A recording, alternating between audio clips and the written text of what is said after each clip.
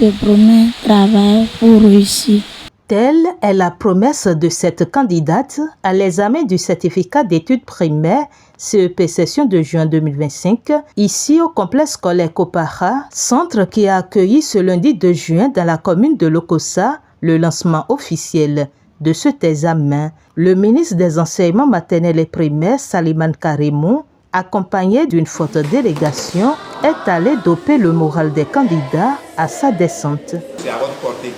Il suffit tout simplement de bien lire, de ne pas être pressé. Même si vous rencontrez des exercices que vous avez fait en classe, faites comme si vous n'avez jamais vu ça. Lisez bien, lisez très bien avant de commencer par répondre aux questions. C'est compris? Oui. Bonne chance à vous. Merci. Une étape suivie de celle de la vérification avec les candidats des enveloppes scellées et ensuite le coup d'envoi des épreuves a été donné à 8h30.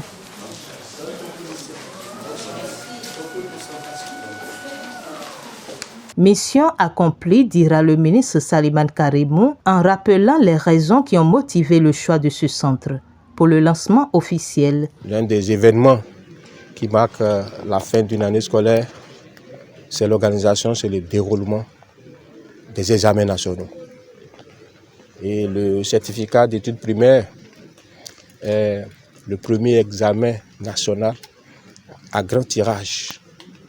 C'est vrai, il y a eu quelques examens qui ont démarré, mais quand vous prenez l'effectif, quand vous prenez l'étendue du territoire, vous allez comprendre que c'est un événement. Je parle souvent de ces deux événements-là, la rentrée des classes et les examens. Alors, lorsque l'on a achevé l'année scolaire en beauté et que l'on réussit à lancer tout au moins l'examen du certificat d'études primaires, je peux vous dire que mes sentiments sont des sentiments de satisfaction.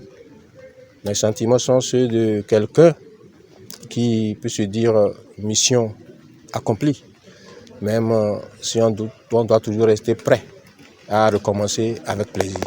Deux raisons fondamentales. La première, peut-être que l'État a constaté que dans une localité, le taux de scolarisation est assez faible. C'est-à-dire que les populations s'intéressent très peu à la scolarisation des enfants. Alors, l'État fait l'option d'aller dans ces localités-là, ces gens d'occasion, pour leur montrer que, voyez-vous, c'est bon d'envoyer les enfants à l'école. Tous ceux qui sont venus là sont des gens qui sont allés à l'école. Avec tout ce que vous avez vu là comme mouvement, comme déplacement, comme autorité, pas hommes comme femmes, alors ça pourrait inspirer la population à se dire, nous-mêmes devons pouvoir envoyer nos enfants à l'école. Deuxième raison, c'est parfois le taux de promotion, c'est-à-dire que les enfants ne réussissent pas souvent très nombreux dans la localité aux examens. On fait le point sur un certain nombre d'années. Lorsqu'on fait le point sur 3 ans, on voit que le taux de réussite à l'examen dans une localité reste faible. Alors, l'État fait également l'option d'aller dans cette localité-là pour montrer aux gens qu'il y a encore des efforts à faire et que l'État ne vous a pas oublié. L'État ne vous a pas négligé, donc vous-même, vous devez faire l'effort de dire en sorte que nous-mêmes, nous allons accompagner l'État. Voilà essentiellement les raisons qui justifient le fait que l'on choisit une localité ou une autre. Et je suis heureux de constater que Kopara, ici, dans Lokossa, derrière pas, c'est une école qui est assez vieille, mais qui est quand même assez entretenue.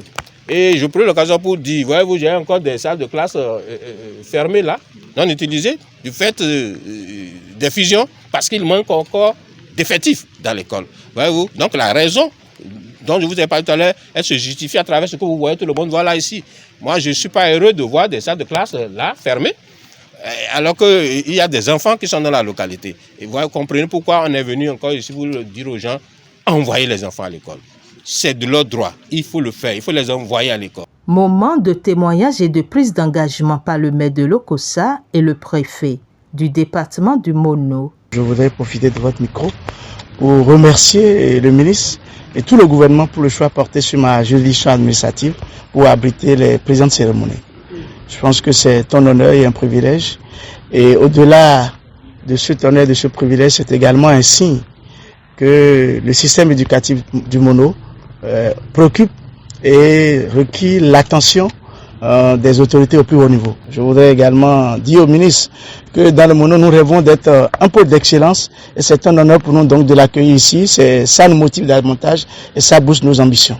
Mon état d'âme d'abord, c'est un état d'âme de remerciement, de joie, puisque aujourd'hui on a mis en lumière la commune de Lokossa une fois encore, même si les raisons qui ont motivé à choisir la commune de Lokossa, l'UPP Kopa comme centre de lancement de l'examen ne sont pas aussi réduisantes. Nous prenons acte et nous ferons le nécessaire pour que cela soit rehaussé. Les parents d'élèves rencontrés ont expliqué leur détermination à soutenir leurs enfants dans cette étape cruciale. Il a mené au moins 16 stylos, 3 et staccates de scolaires et puis vers destinataire. Oui, j'ai pris les dispositions pour la pluie. Je souhaite le succès à tous les candidats qui ont participé à cet examen. C'est un jour inoubliable pour ceux-là. Par ailleurs, le ministre revient sur les innovations de la plateforme EducMaster.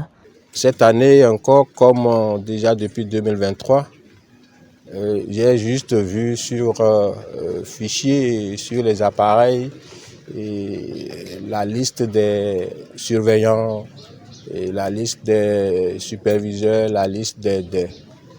Mais j'ai pu signer à distance et non papier directement comme par le passé, ce qui est déjà une avancée significative. Je suis sûr qu'au terme de l'examen, on aura encore cette année moins de récriminations. Moins de récriminations en termes de marchandage, en termes de clientélisme. Les enseignants qui sont désignés pour la correction, les enseignants qui sont désignés pour la surveillance sont des enseignants méritants et ne sont plus contraints à aller négocier avec qui que ce soit. C'est déjà une avancée significative. Le souhait que cela puisse durer, que cela puisse, disons, se pérenniser et que d'année en année, nous puissions améliorer les choses. Rappelons qu'au plan national, 271 890 candidats, dont 131 660 filles, répartis dans 805 centres à travers le pays, planchent pour cet examen.